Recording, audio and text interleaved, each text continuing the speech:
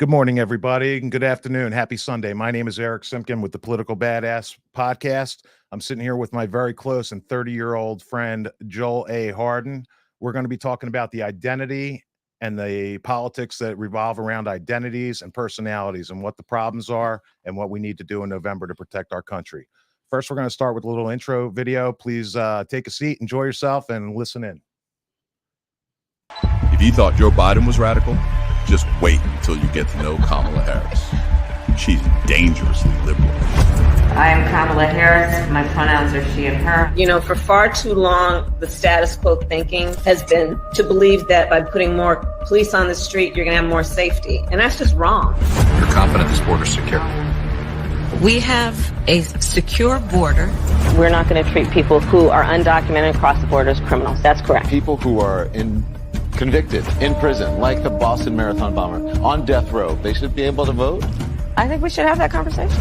Abolish ICE. Yeah. Is that a position that you agree with? Listen, I think there's no question that we've got to critically re-examine ICE, and we need to probably think about starting from scratch. Alexandria Ocasio-Cortez's new darling of the party. She 60 Minutes this weekend proudly calling herself a radical, and she's promoting policies like saying that every single carbon emission in the country, every car, should be eliminated within the next 11 years, everything from a 70 to 80% tax rate.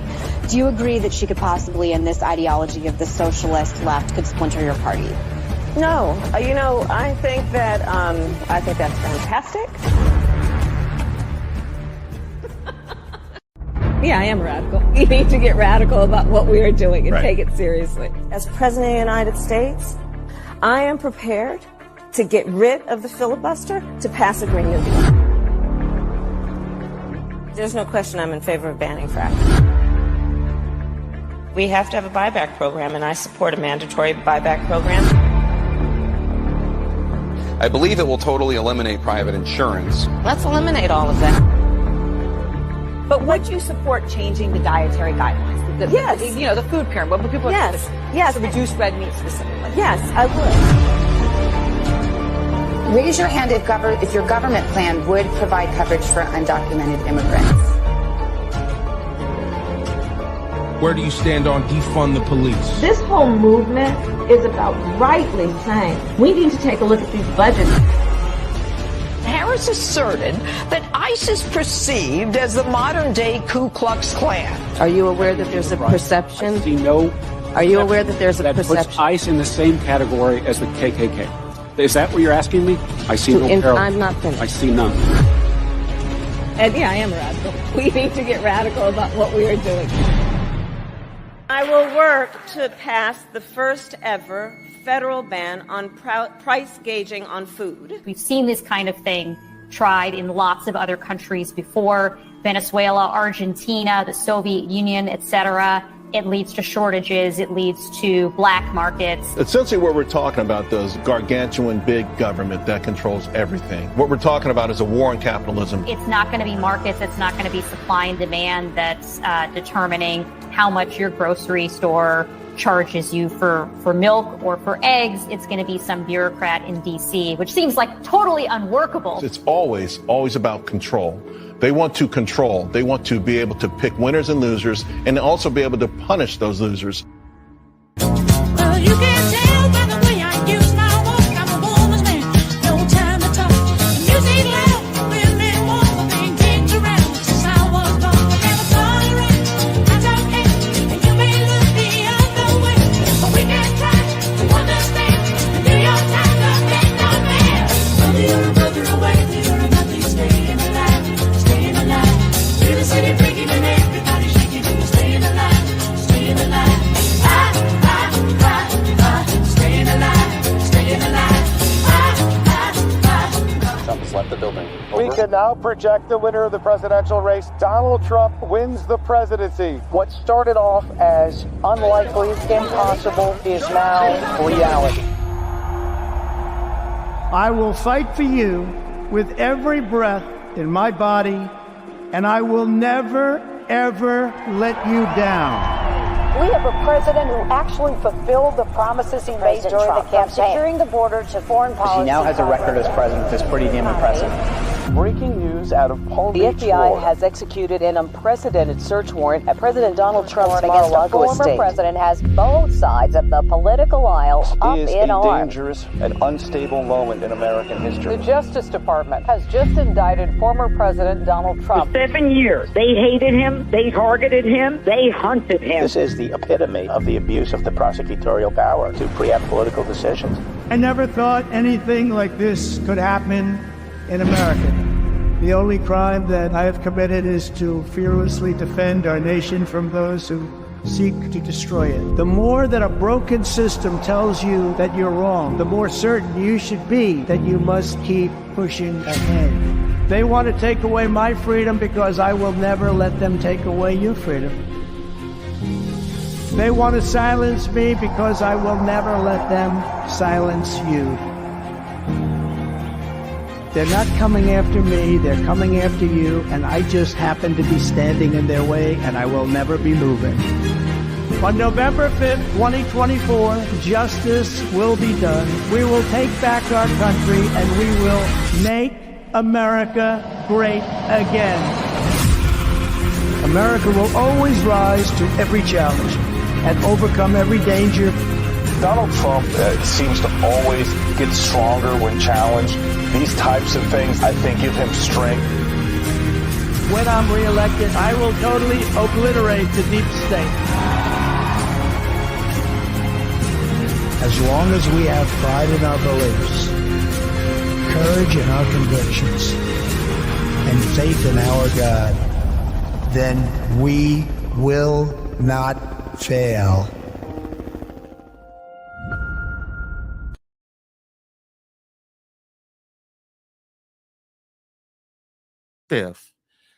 Like, good afternoon, everybody. It's Eric Simpkin here, and I'm here with my great friend, Joel A. Harden. Joel, how's it going, my friend? Hey, man, how are you? I'm doing great. I'm doing great. You know, Joel and I had been doing business together and friends we just figured out about 30 years we've been friends.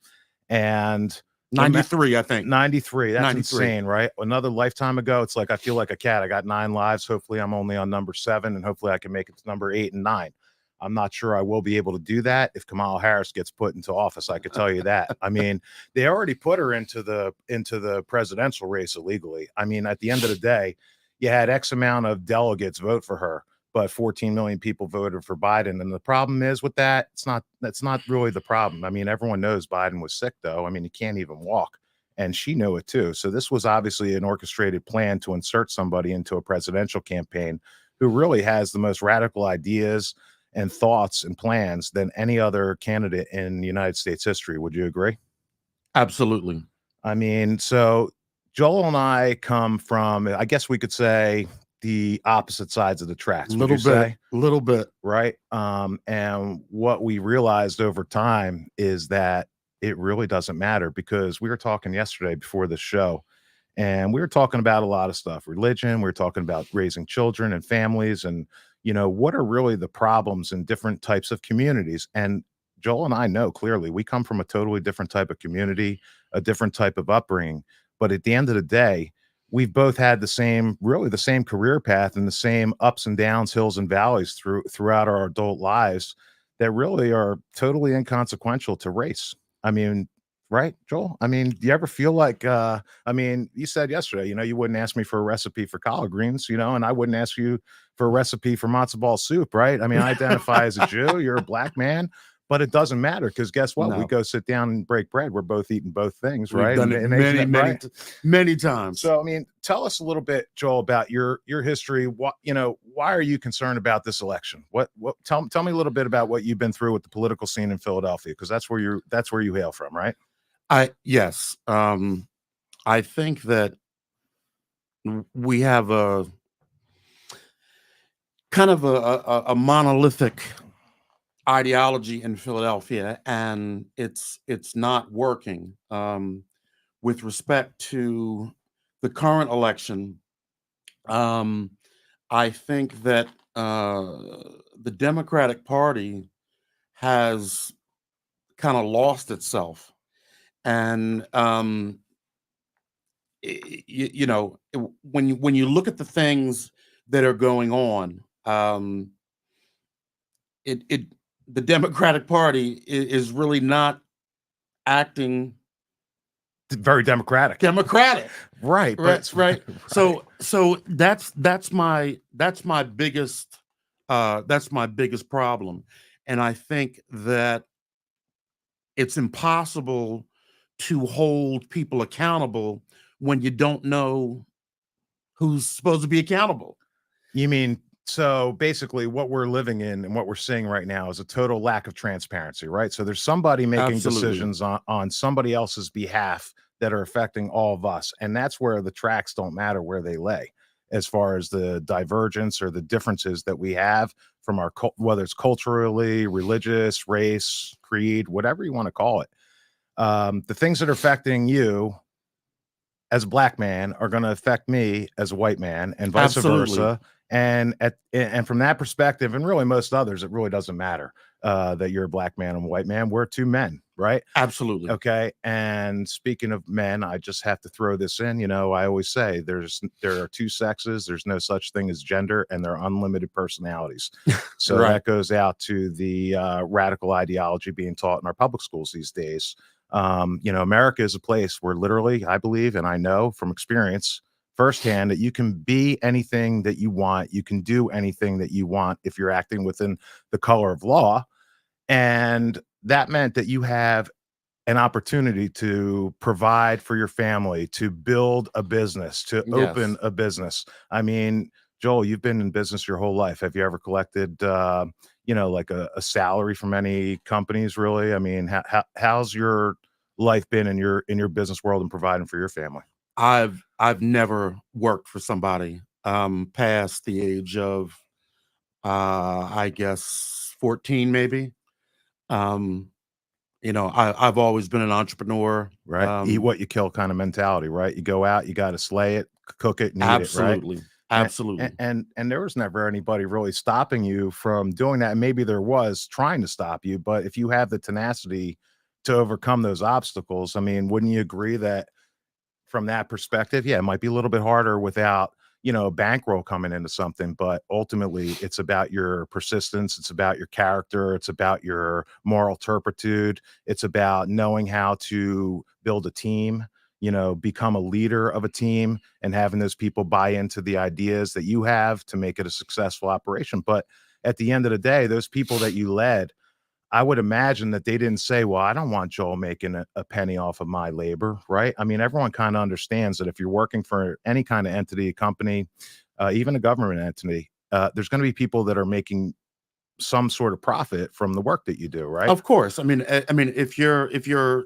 in leadership, you have to facilitate others being able to make money, and as long as you're doing that, they understand that, you know, you need to get a taste of their success. If you're creating success, Right. if you're making somebody else successful, they understand that you need to get a piece. So they understand that because it's capitalism, right? It's Correct. free enterprise. Yes, Okay. yes. It is supply and demand, very basic business principles that have endured, you know, not just hundreds of years, really, probably thousands. I mean, if we really face it. But the problem is that in a state-run type of business environment, which some people call socialism, I mean, I think we're way past the socialist ideas. Just in the fact that socialism is that everyone basically works for the state. So when you hear the word equity, you know, and I would define equity as it's being used today as imagining the worst possible outcome for your constituency, your employees, or people that you control in any kind of way. Take the worst possible outcome for those people that you can imagine, really, and then just do everything in your power to make sure that those people receive that outcome. Because from an equity standpoint, you can't really rise everybody up because there's not enough resources to do so, right? And so what happens is that people that were doing better, they get knocked down in order to rise up some of the people that weren't doing as good. Well, you have to look at it in a number of ways. I mean, we started out in the same business. That's how we met. That's right. At in a very the beeper business. You remember in those, the like a little beeper- garage the door beeper opener on your business, belt, right? Right. You know, that's dating us. But we didn't work 40 hours a week.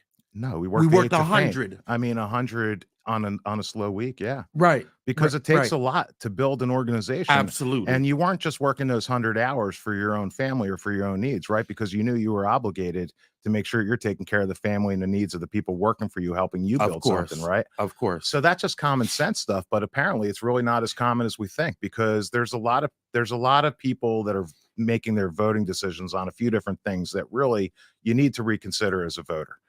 One is looking at the identity politics. And what do I mean by identity politics? Whether it's race, color, creed, religion, sexual orientation, gender, whatever it is that you identify as. When you look at yourself in the mirror, those things really matter, right? You're doing a self-reflection.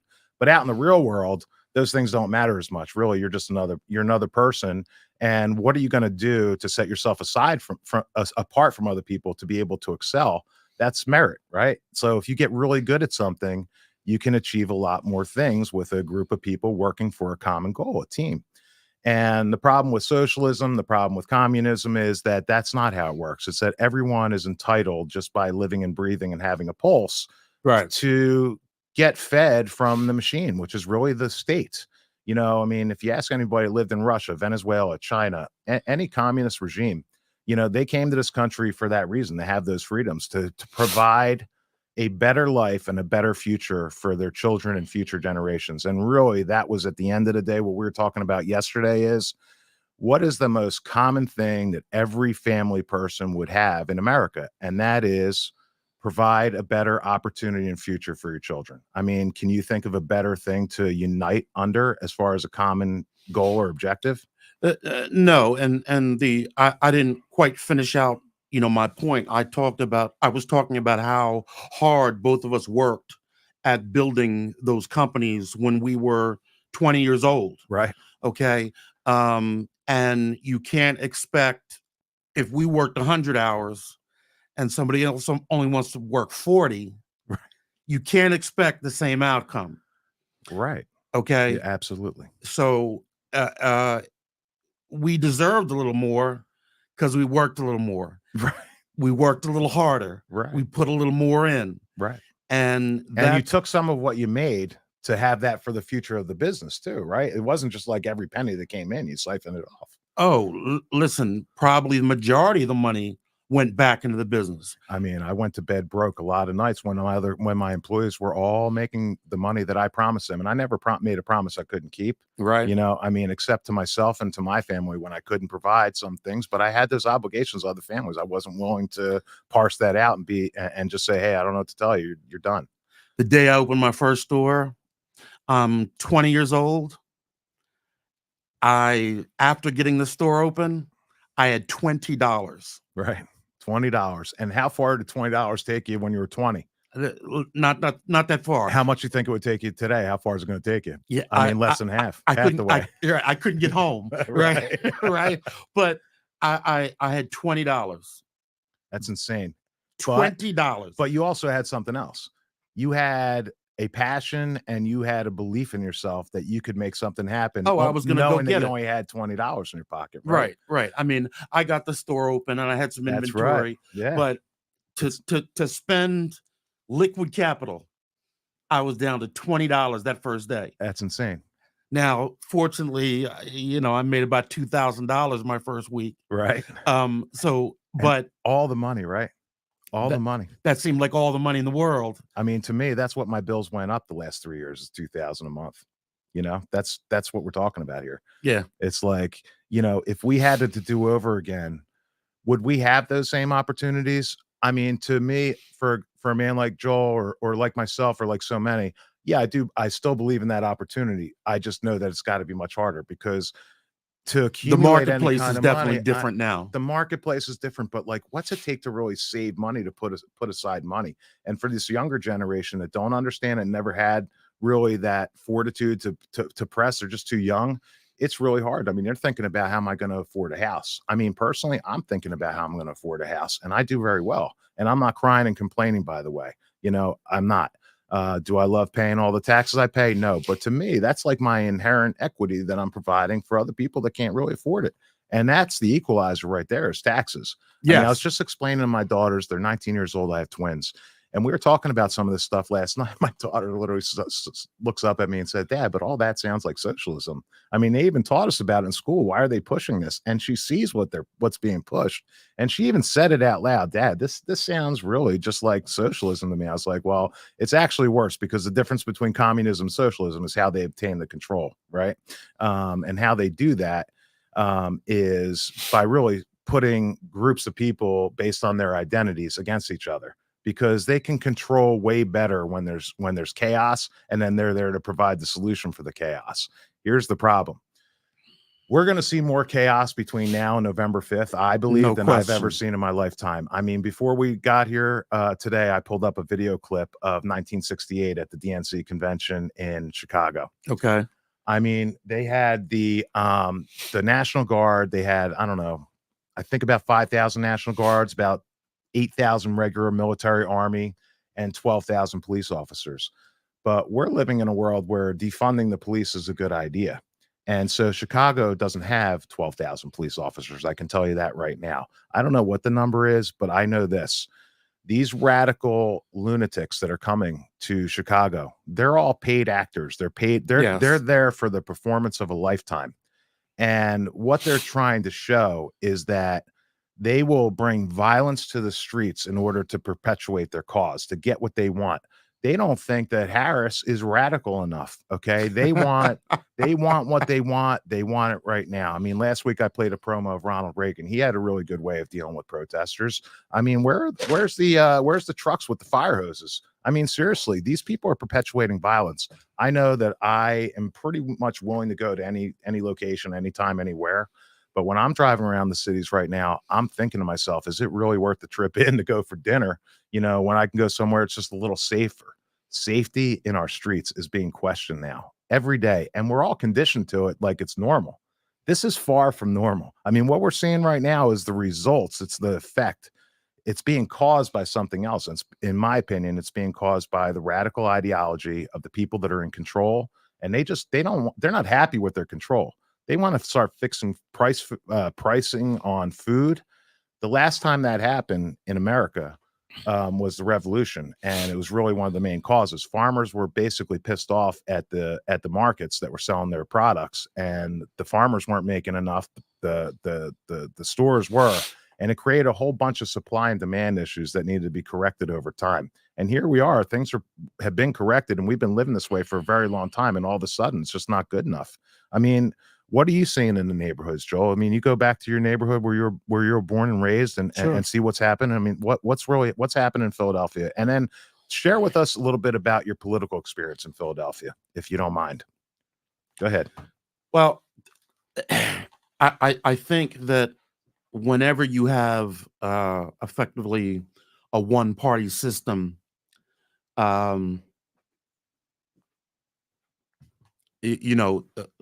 progress stagnates, and I think that is what has happened in Philadelphia. In the broader context, I think that what's important right now is that while a lot of people don't like Donald Trump's personality, right? He is absolutely the least beholden to individual interests. If you go back in history, and we were talking about this, if you look at what Mussolini said, right? All right, to control a state as a fascist, you need the corporate entities and the government to be infused and as one. Right. Who's on top in that scenario, you think, with Mussolini? I mean, I'm just curious what you think. You think corporations became a top layer of government on top of government, or did government retain its power by being on top of the corporation, even though they're infused? I think there's a tacit understanding with a lot of. I mean, if you look at it, just backing up for a second, if you look at it, well, there's a tacit agreement, I think, between big tech and the government Absolutely. today, where they're saying we're going to let you keep your monopolies, but you support us. Right. So by maintaining your control of monopoly and supporting us, it means that you're going to promulgate and push an ideology and that's acceptable to us. And you're going to dissuade people by possibly not showing them the other side of things. So basically, are people getting a biased opinion based on what the leaders of government want to see through technology? I mean, I'm sure. I mean, there are a lot of restrictions in the social platforms, right? And the CEOs of these companies say, okay, well, we're not going to allow the public to hear, this. So there's very few of these people out there, right? I mean, you got like a Zuckerberg, you got like, these people that own these big companies, and then of course their employees, right? Which are basically, I guess, DEI driven employees, like the more that you don't comply with what society sees as normal, the right. But I mean, more likely, right? if you have a Facebook, right, you have an Amazon, and you have Google, and they're all lined up on one side. So yeah, they're all lined up on one side, but it seems like that side is all against the ideas and ideals that founded this country and everything we're talking about: capitalism, free markets, and all that stuff. Absolutely, right? Because I mean, they have everything they want already. Right, so they're in on it because they I mean, they're building bunkers, all these guys too. I mean, I'm not able to afford to build a bunker, but I'm seeing what Zuckerberg's building out there. I've heard that. I mean, it's like, why are they building it? Because they know what's coming. Because they're basically making what's coming, metastasize and come at us harder and bigger and heavier, from the top down than the bottom up, right? I mean, like you look at an Amazon, you can't tell me there's not some antitrust violation, right, going on. I mean, you buy everything from Amazon. I mean, everything. And where's it coming from? I mean, it's like, really, a guy that I follow, Stephen K. Bannon, who's sitting in prison right now because they didn't like how he spoke out against, and has a leading of a big following of people that understand truth and reality and facts. They came at him hard, and he would say, stop giving your money to people that hate you. And I look for ways to do it, but I'm going to tell you something, to be real honest with you. It's not easy to stop. It's like you're addicted to the convenience, to the way that society's formed us. I mean, no one wants to leave their house and go to a store to pick something up when they could just get it on Amazon. Right. I mean, and when you go to a store, I was in Best Buy looking for one of these remote cameras, for a remote for the camera. I mean, the people couldn't help me. They're sitting there Googling it as I'm asking them the questions. I could have done that before I got there. I didn't. I was just hoping they'd have what I want. But they didn't know where the stuff was. They didn't know what the stuff does, and they don't know, what to say other than, no, I don't think we have it. I don't think. I mean, I would never say that to a customer, right? But these people don't care about customers, because guess what? They're getting paid an enormous amount of money now with wages going up to really be nobodies and know nothings, and then they're trying to help me. It would have been much easier for me to order from Amazon. The problem is I don't want to order from Amazon, but Best Buy is not a better option. The point is that I think people just don't want to go to the store anymore. I mean, they've created like this whole lazy cultural, thing where it's like, listen, and I'm guilty of it. We're all guilty of it. I mean, who doesn't have an Amazon truck at their house 3 times a week? I would say I have one, because it is a convenience. I mean, I think it's good, but could they do something to get some of the products from, some hardworking American workers? I mean, some percentage. I mean, how about an equity number there? I mean, why don't, I'm not, but that would be against free enterprise, right? This guy did build a business, with the help of the government. And then you got the people that complain about big business, how they get tax breaks. And I was explaining this to my daughter too last night. It's like, if someone makes $50,000 a year and they're paying 20% tax rate, let's just use a number, it's $10,000. But I make, $100,000 and I'm paying $25,000. Like, the rate doesn't have to be the same for two different people on a tax rate, right? Because you don't really pay bills with percentages, do you? No, I mean, total revenue. I don't know. I mean, I don't really agree with the taxation system. Most people don't, if you're paying any. Right. Right. Yeah. Right. But knowing that you got to pay them, I mean, isn't the objective is I'll work harder to make more money so I could pay less of a percentage of that money in taxes? Because the dollar amount goes up anyway. Right. So why would the percentage be the same? So anyway, my point really is, when you look at a corporation, the percentage goes up. Well, in some cases it does. Yeah. In most cases. What case does it not? Well, Social Security stops at a certain point, all right. I mean, no, right, but corporate taxes are a different thing, right? So you have a big corporation, you got a guy that, you know, Trump wants to say it's what, 15% max, right? I think it's 22% now.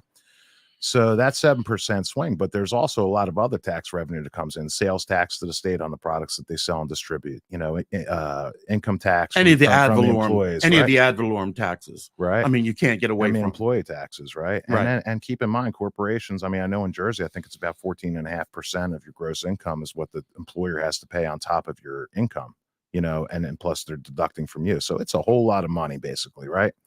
And no, everyone wants the minimum amount of taxes, but there's only one way to reduce taxes, and well, a few different ways. One is more production. I mean, more sales of goods and services that are made in this country versus bringing them in. I mean, I'm looking at oil, right? So everyone can just Google this stuff. I mean, I'm just learning some of this stuff now, but I looked up oil. How does oil really affect our economy? Well, here's one shocker. There's this website, first of all, I think it's called, I wrote it down. EIA.gov. It's like the energy and something or other.gov, EIA. And what I was reading is that we actually buy oil from all these other countries. By the way, most of the countries that we buy all this oil from are the ones that are sending the most amount of illegal immigrants over our border. So I don't know what deal's been cut and what deal's been struck there, but I know this. We are importing crude oil from these countries. So we buy that, right? And when we buy it, it's like a credit system, right? So that's how our deficit goes up and down based on trade. We have the resources here. We had the resource here. So you're a business person. I'm a business person. Here's what I can't figure out. Why on earth would we have a huge ship bring tens of thousands and millions of gallons of oil to our country when we have it here? And we have it here. Just so you want to talk about supply chain and why we couldn't get products and stuff like that. How about some of these ships are just shipping oil back and forth? So they bring it here as raw crude. Venezuela's got the most dirty raw crude. It's like mud. And it's the highest carbon emission on the planet. And we're doing it from here, yet our carbon emissions are still the lowest on the planet. So we're basically bringing in oil, we buy it, then we refine it, and then we ship it back as gasoline or whatever else are the end results of refinement. But I guess we have it right here. They make some of the eco nuts happy. They make them happy, but I mean, how's the oil getting here on an engine, right? And Right. a big tanker. I mean, and some of them sometimes crash into stuff and spill the oil out.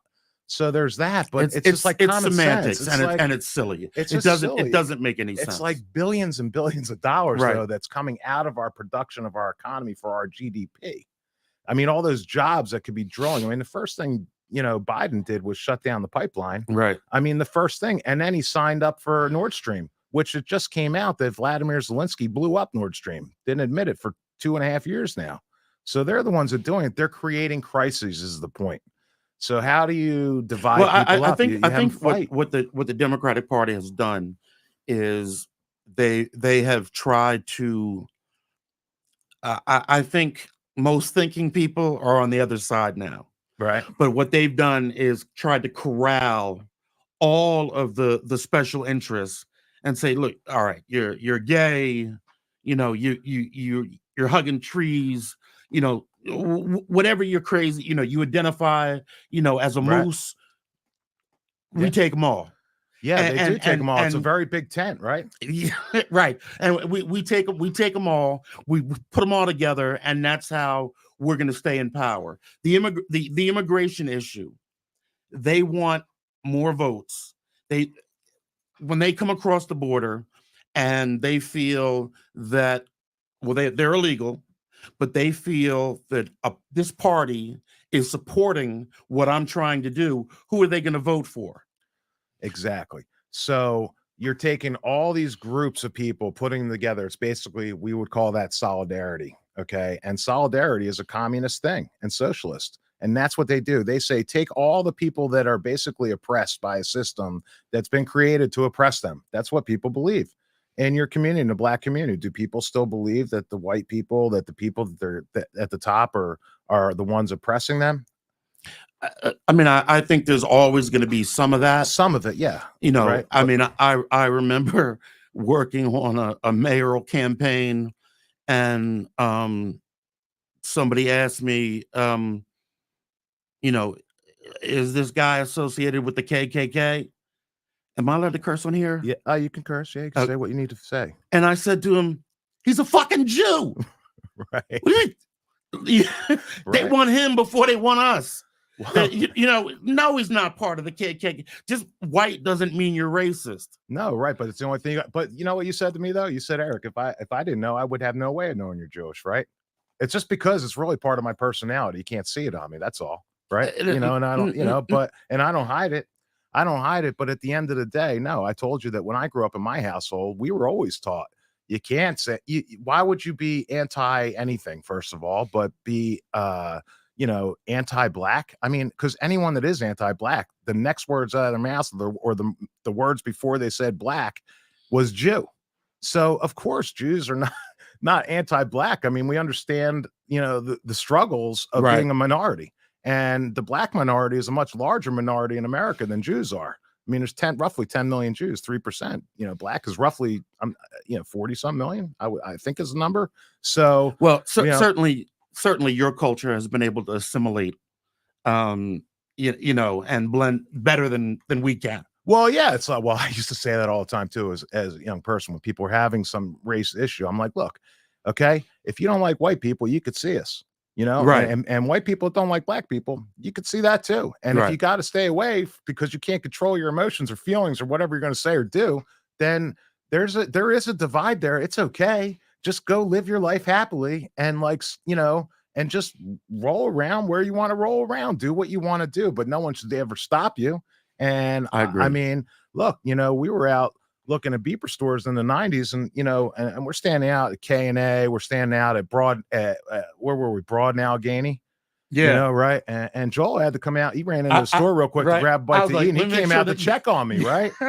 I'm like, Yes. what do you mean, Joel? Because I'm like naive like that because I'm not thinking that I got any kind of aggression towards anybody for any reason. Right. And you're like, well, listen, I mean, but was there a problem? No, I was rapping people out there talking to them. No, there was no problem, but we were but we were propensity was somewhere there. where I I could have, I felt I needed to check on you. I mean, right? Like I kept looking out. I remember that day. I kept looking out the store while I was getting a hot sausage. Right. And I kept make sure just make sure. nobody And you stole weren't it. playing either, right? Right. I mean, that's just the way it was, and that might be the way it is, but it's not really the divide. What really we're being divided upon now is really right versus wrong. I mean, good versus evil, whatever you want to call it. But the things that are being used and the tools and mechanisms to do it are compounding, conflating, and they're putting a lot of social pressure on people. What you have to do is you have to take a step back and look at this through the eyes of reason, not through the eyes of the personality of the people running. I could tell you this. I don't personally support every little word that Donald J. Trump says, and I don't support Neither every do little I. thing. And why would you? I mean, it's just a person, right? But at the end of the day, there's only so many people that are willing to step up to run for office, and there's only so many people that are really capable to perform once they get elected. What we're talking, the difference is that the Democrat Party, they literally will say anything or do anything to get elected. Absolutely. Okay. And that's the difference. So when you say, why is the Republican Party so divided? It's because we're honest. I mean, I don't believe in some of this stuff. So I'm not going to just sit here and say I believe in it. And if I don't, and I don't like a candidate, I'm going to tell them why. Because if you are going to get elected, you better get used to this discourse. And really, the discourse is with elected people. It's not with your neighbor. You don't have to sit there and get in an argument with your neighbor or something and go be hostile and do whatever. And you don't have to do that with government either. But there's a way to talk to people and get them to listen like in any other facet of your life. How do you get what you want from people? I mean, there's a book about it. I mean, The Art of the Deal. Great book, right? You ever read it? I know Absolutely. you have. Of course. I'm just saying, but that book was written by Donald J. Trump. And I have to take a segue for a second. I just got this in the mail today. This is from Donald J. Trump. Okay. I ordered the sneakers. Couldn't get the gold ones. They were sold out immediately. Just look at the packaging. I mean, just look at how things are done. Little handwritten note. No, it's not original. I get it. Right. But they're not selling a million pairs of these sneakers. I ordered these about 3 weeks ago. I'm waiting for the first set to come out. How much were they?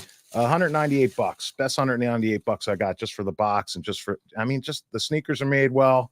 I mean, listen, I'm obviously not a jogger. I'm not out there running marathons or anything. You could tell by me carrying a few extra pounds on my body. But I mean, they do a great product. The packaging comes beautifully. I mean, I got something else delivered. Oh, just that Trump sign right there. They sent in packaging that's going to make it through the system and make it to your house, and you're going to be good. Am I sitting here promoting these sneakers for you to buy them? I don't care what sneakers you wear. I'm just happy to have these.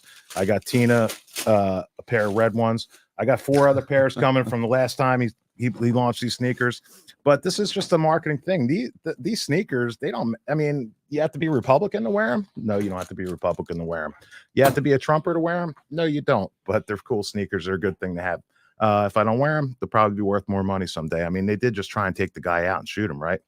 I mean, what happened there? The Secret Service just forgot how to do a detail. I mean, you don't think that something's going on here, Joel? I do. I absolutely do. There's no way in the world I wouldn't have missed that roof. I mean, seriously. I mean, well, we're both 2A guys, right? I mean, Joel is the first person that was my friend in life that I ever saw that had a license to carry, number one, and carried proudly, because he knew that if it came down to protecting him and what he believes, or somebody that wants to take something from him, he's going to do what it takes to defend his property, his person, and his family, right?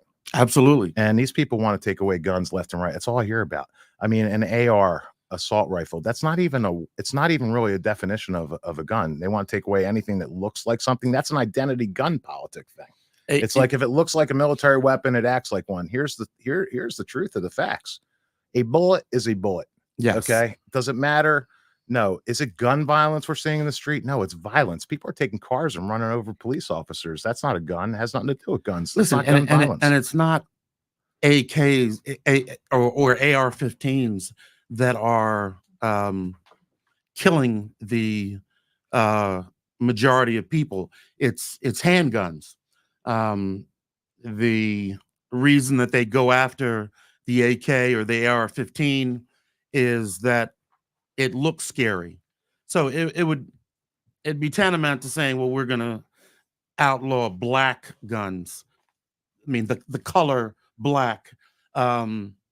I mean, it's that silly. I mean, give them that. What else are they going to take from your freedom? So, like, it looks like it. That's an identity thing. So the next thing is going to be what? The people that are using the guns, if they look a certain way, are we going to ban them?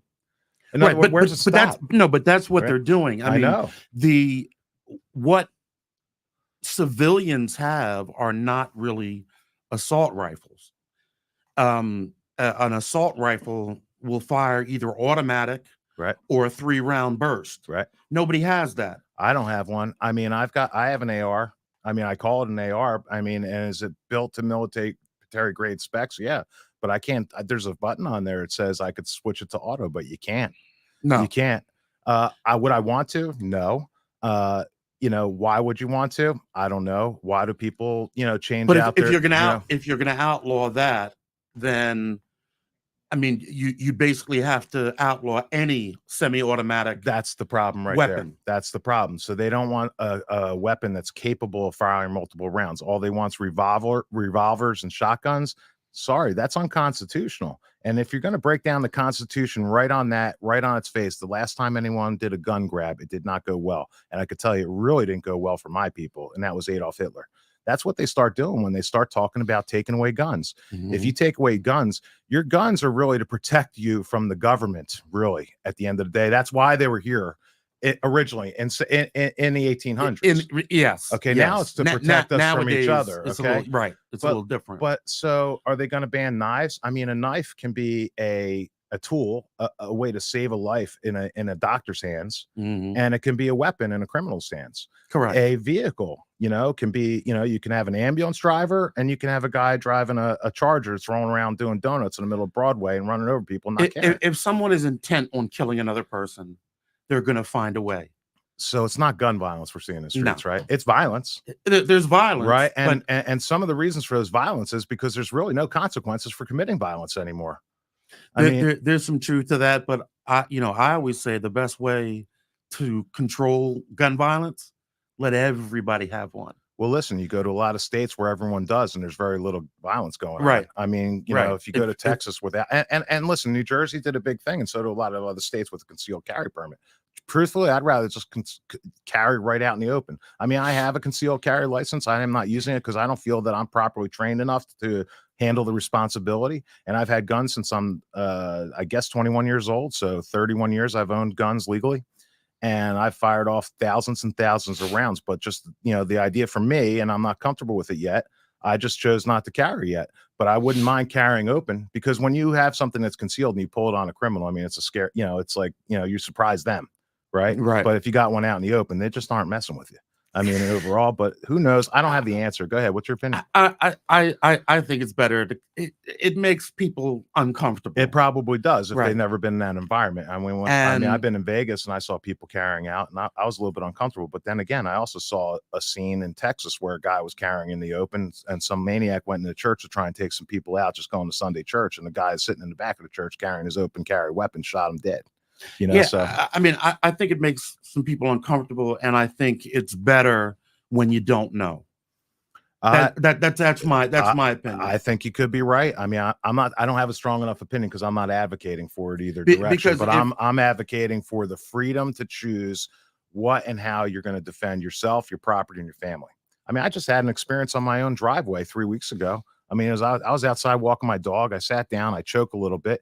Next thing you know, there's a guy walking in my driveway. How do I know there's a guy walking in my driveway? Because when I coughed, he started talking to me. Oh, sir, can you help me? He didn't speak English as his primary language. I don't know where he's from. I didn't really want to find out. Mhm. All I know is you're in my driveway, you're trespassing, you're going to be treated as such. You better leave. I went and called 911 because in Jersey, you go grab a gun, bring it outside your house and go start using it. You're going to go to jail. You know, and I respect that because, you know, if you are going to fire a gun in public, you better hit something, because if you don't and you miss and you hit somebody else, you're also going to jail. If you go in New Jersey and shoot somebody in your house because they're in there, if you can't prove that they were within that 21 feet and coming at you and not going to stop, you're also going to jail. So there's a lot of responsibility with proper The gun law here ownership. is if they're not within 21 feet, then You got 21 feet here and they got to be threatening with you and your life has to be in jeopardy. And I don't know how you'd prove that if there's no video. I mean, there's probably video in most places these days, but not everywhere. And I don't know how you'd prove it. So what do I have? I have a prepaid legal service that covers me, and I got a really good lawyer, you know, Okay. and the prepaid service knows to call my lawyer if I ever call them. So, I mean, that's the only thing you could do. But I will tell you that getting in between me and my family, anybody that comes, you know, to my home or to where I am, you know, I have that right to defend myself. It's not that I'm a violent person. Absolutely. I mean, I'm a very peaceful person. I Absolutely. would love to sit down and talk about it, you know, but talking about it isn't going to work. You know, I mean, my father just completed therapy for cancer. You know, the cancer doctors, they don't sit there and say, oh, we really have a problem with this cancer. Let's sit down and talk to it and see if we can resolve it. You know, that's not how it works in life. Sometimes you got to take swift action. And speaking of swift action, what people need to understand is that you're not voting to marry Donald Trump or any other person that's on a ballot. Absolutely. Okay? It's not that intimate. What it is look at policies and look at the past history of that person's accolades or what they've done, good or bad. I mean, I really did spend some time searching for the positive career objectives and accolades that Kamala Harris has, and I cannot find them. I really can't. But you can go on to donaldjtrump.com and look at the list of things that are on the GOP platform that were rewritten this year. And these are all common sense things. I mean, there's 20 things. It's no big deal. You can't find anything like that except for these crazy interviews that Harris puts up there where she's radical, where she wants to defund the police, where she wants to price fix food, where she wants to basically have a utopian society of socialism, communism, Marxism, and all that stuff. And P.S., you know, where did her education background come from? I mean, her father, he is a straight up Marxist professor from Cambridge University. That's what he did for a I'm living. aware. And she also has a degree in economics. So there are people out there in the news and media say she doesn't know anything about economics. I would differ. And I would say she doesn't know anything about capitalist economics. And if she does, she's against it. I mean, because she did study economics. Just listening to her speak, you see that she's just incompetent. Incompetent, right? But what? So what? How is she on the ticket? I mean, she's on. I mean, we know how she's on the ticket. She was inserted, but how do you get to that point in your career? You know, she just got lucky. You know, she started out as Mayor Willie B's sugar baby, right? And and several others. I think. I mean, who knows? That's what I've heard. Right. But you know, he juiced her in, and I actually had a mentor that was close to or had a relationship with the San Francisco mayor. Right. And that's pretty much how, you know, she, you know, got her foothold. And listen, And she was the attorney general too, right? I mean, I guess you've got to give it to, if you're going to use that thing, I mean, you but use it right. how did that go for California? I mean, well, let me ask you this. How did it go for black people in California when she was attorney Well, general? I What mean, happened I with her think- putting people in prison for marijuana charges, making them work and be basically right. labor? Listen, Kamala Harris is somebody that you can see making opposite statements, within, almost minutes. I mean, almost minutes is crazy, right? It's the flip flop of all flip flops. Right, depending on who she's talking to, she'll pretty much say, anything. And the whole thing, I don't really care whether she's black or whether she's Indian. That's fine. Right. The issue I have with that is that she's using that identity in a disingenuous manner. Absolutely. Okay, she's not black. Now you see my light skinned, I'm mixed. Okay. But as we say it in this country, a black person is a descendant of a slave. That's a great point. Okay. I am the descendant of a slave. I was actually even fortunate enough to have a relative that lived long enough where I could hear some of those stories. That's amazing. Firsthand. It's amazing. Okay. She is relying on the fact that her father was Jamaican. All right. Her father was Jamaican, yes, but there are South Africans that are white. Right. Okay. Just Absolutely. because you're African, doesn't mean you're black. Right. Absolutely. All right. And in her case, her father, listen, I've read that her birth certificate says Caucasian. Oh, really? Interesting. Okay. Yeah. Now her mom is Indian. Right. That I know. Right. And her father is white and Indian. And if you look at pictures of her with him when he was younger, he almost looked Chinese. Right. Okay. Yeah. She's not black. Now, does that mean that she's bad because you're not? No. But the fact that she's trying to play to a black audience like she is black and pandering the way she is, I find personally highly offensive. I mean, I would find it offensive. I mean, I am, because I like truth and facts. And I don't like people when they lie because they're assuming that they're smarter than you and that you know nothing. I mean, and how much does it take to know? And I appreciate you saying that to me just the other day when Joel, you said to me, well, listen, in America, when we say we're black, we mean a descendant of slaves. And that's really one of the reasons why you wanted to come on the show. So you could just say things how they are and how you see them, because I don't see them through that lens, because I was raised in a white household. And we talked about and people would find it offensive if you were talking like that. Because it's really not my place to, because I haven't lived that life. And it's not by choice that I didn't live that life. I was just born white. You were born mixed, black, whatever. Right. And religiously too, I was born in a Jewish household. If I was born in a Christian household, I do believe that I would adopt the values that I was taught in a household. Sure. Right. So, I mean, those are things we learned. How you're born, color is a difference, between religion. Like you said, you can't tell that I'm Jewish from looking at me. There's some people you can kind of tell they're Jewish from looking at you. But at the end of the line, at the end of the day, what really matters is who you are as a person. Of course. And what are you contributing to your own family and to your neighbors. And I don't mean that in a collectivist way. But it would probably be offensive to you if I tried to say, you know what? I'm Jewish. Right. I mean, like, I understand exactly what Jews are saying, really, unless you are, you don't. I mean, in America, the black people were treated the worst within the last 100 years because of slavery and because of Jim Crow and because of segregation, because of all those things. But I could tell you that in a Jewish household, we say the same thing. Over the last 100 years, we were almost annihilated, and here we are today taking a stand. Why do Jews love America? Why do Jews embrace the Democrat Party? I mean, they shouldn't. And I am going to play a video in a few minutes of a couple reasons why you shouldn't. Being a Jew, you have the right to choose what party you affiliate with, but you need to stay in touch with the times and what's being promoted by that party. And that tent's gotten very wide. And there's a lot of people that hate Jews in the Democrat Party. I mean, I don't see how there's room for Jews in the Democrat Party when they got pro-Hamas people that are okay with the idea of what's going on in Israel. I don't live in Israel and I don't understand their politics fully either. But I understand this: if my next door neighbor was firing off guns to me, towards my house every single day, it's going to come to a head, and I'm going to stop it. I mean, it wouldn't go past the first bullet. Right. Okay. In my case, I understand we're talking about millions of people, millions of people's lives. I care about the humanity perspective that I don't want innocent people to suffer. It's just a matter that, if you're at a rally doing something, for example, you're in that group, you have a propensity of getting injured because you're at a fight, and these people are in the middle of a fight. They're being, but again, people are starting to protest.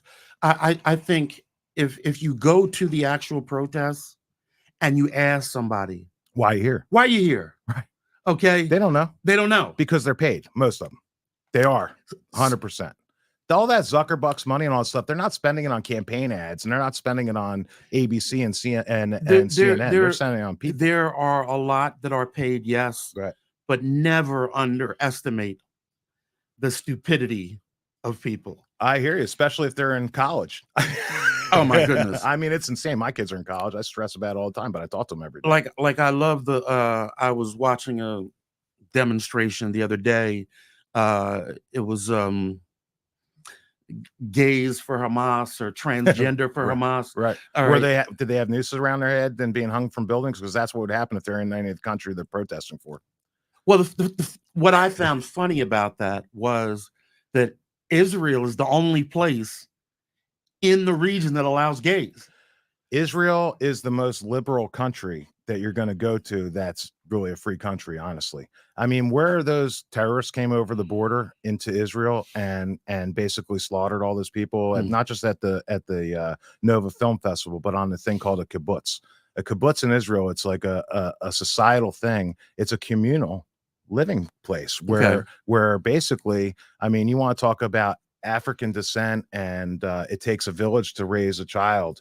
That's what these Jews are doing in those areas. They work together. They have communal. A kibbutz is like a summer thing. No, it's a full-time living thing. They do farming, manufacturing, whatever that kibbutz specializes in. And basically, it's a socialist community.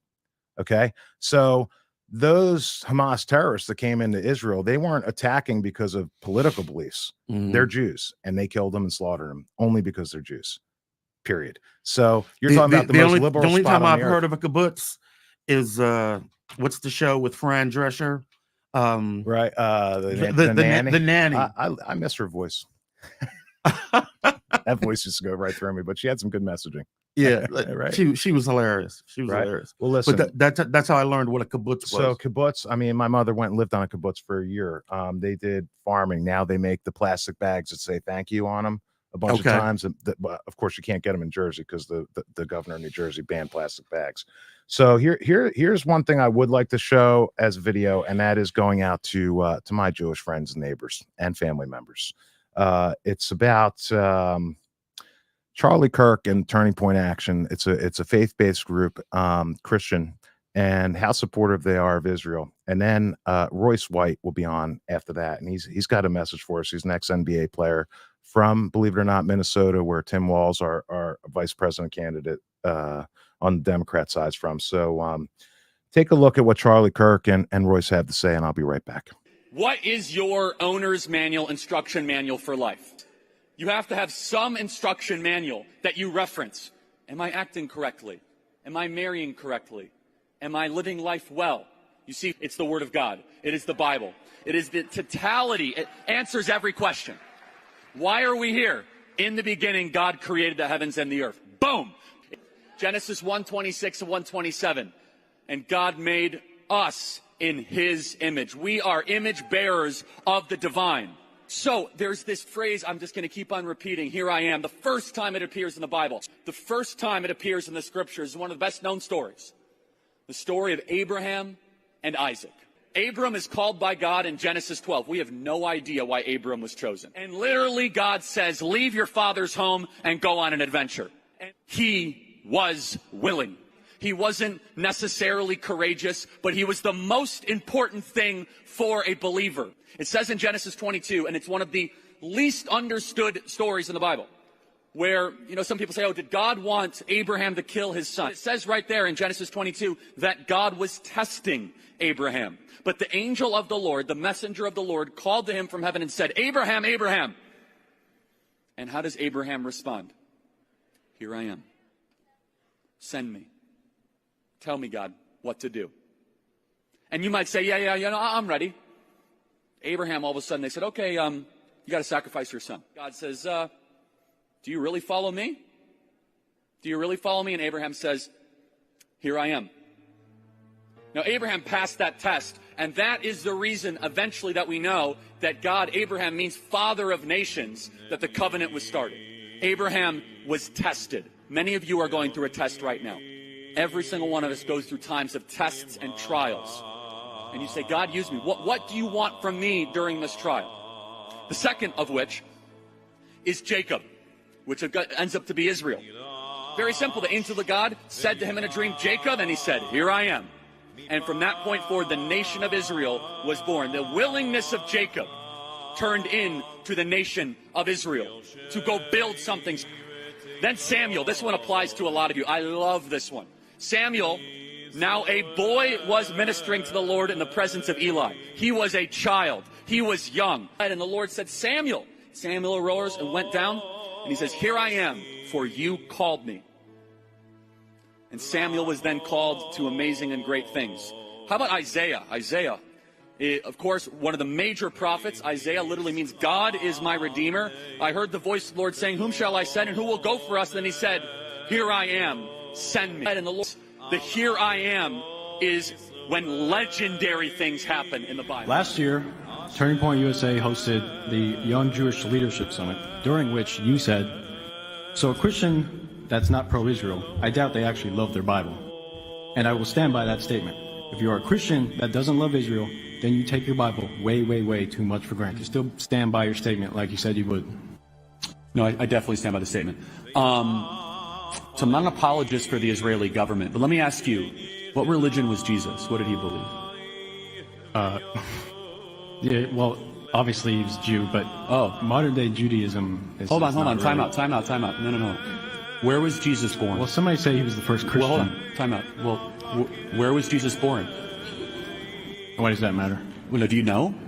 Why does it matter? Okay, yeah, you're obviously not a Christian. You don't know where Jesus was born. He's born in Bethlehem, okay? In Judea. And he was raised in Nazareth, and he walked on the water in Capernaum. What country are those places in right now? What does it matter? It does matter. You know why? Because when I went to Israel, I came in contact with a living God that walked on water and rose Lazarus from the dead. When I went to Israel, I saw the Bible come to life. When I went to Israel, I saw Abraham, Isaac, and Jacob, and Sarah, Rebecca, and Leah in the Hall of the Patriarchs. When I went to Israel, what I read as Bible stories popped open. And I said, this is the Word of God. This is real. These are not fairy tales or fables or things that we tell our kids. When I went to Israel, I was able to cry where Jesus cried, where he was betrayed by Judas and arrested, where he rose from the dead and gives us eternal life. I am not an apologist for Israel, but I reject wholeheartedly this narrative. Christians who turn their back on Israel, it says in Genesis and Romans and 1 Thessalonians, Paul said, you will bless the Jews. If you bless Israel, you will be blessed. If you scorn Israel, you will be scorned. The Israeli government, plenty of suspicious things going on. How do we know the Bible is true? Every day there are archaeological discoveries that confirm the truths of the Bible in 1 Samuel, in 1 Kings, in 1 Chronicles. There is a diabolical satanic agenda every single day to try and delegitimize the scriptures. And I will defend the Holy Land, the place that let me see where my Lord and Savior lived. And I will not apologize for that. Thank you very much.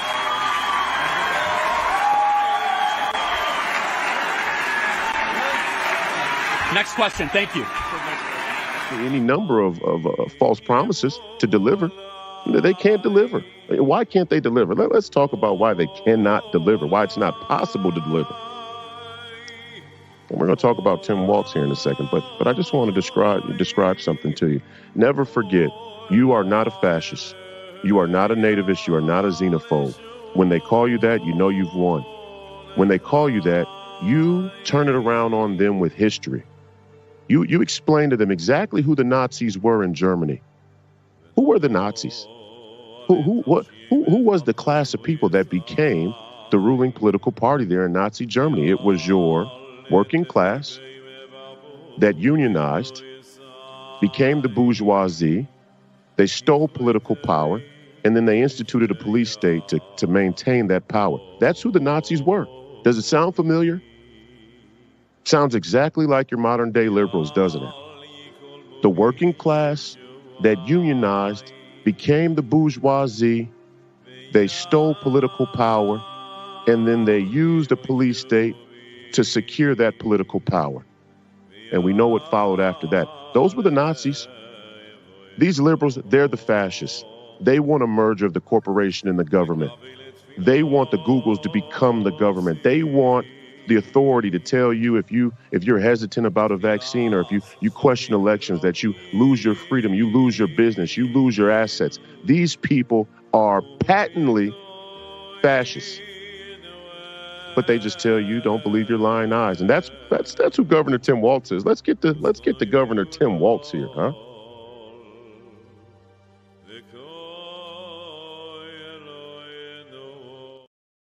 All right, everybody, here we are. Joel A. Harden, what do you think? First time on a podcast. How did we do? I enjoyed it. I mean, it's just like common sense conversation. Absolutely. I mean, I certainly enjoyed it because I consider you one of my best friends, and it's always great to reunite with you. The last thing I want to leave everybody with is a prediction. And that prediction is that on starting Monday, we are going to see some of the most turbulent things ever happen in a city in America. I will tell you that I am praying for the people of Chicago, for law enforcement, and for everybody that's going to be in the proximity of that location for the next week. And I do hope and pray that we do not see a repeat performance of 1968 and the Democrat National Convention. However, I am very fearful that we're going to see things that we perhaps have never seen or expected to see in our lifetimes.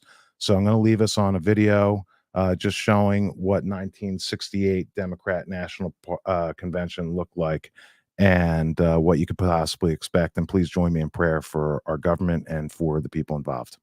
Thank you very much.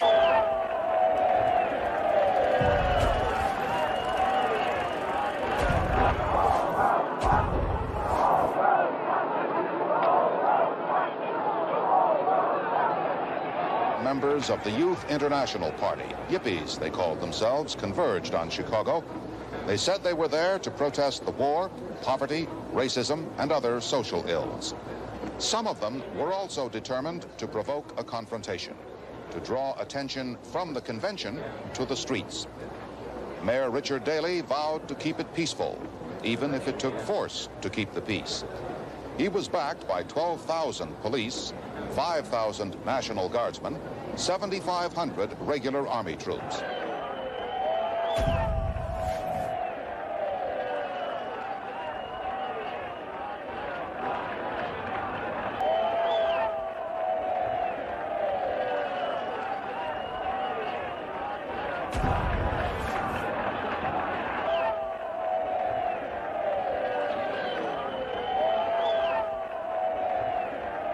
Hundreds of marchers and dozens of policemen were injured. Restraint was absent on both sides. This was later called a police riot. During that frightful week, the demonstrators repeatedly tried to march on the site of the convention, the stockyards. Repeatedly, they were forced back. But even inside the convention hall, the virus of violence was pervasive.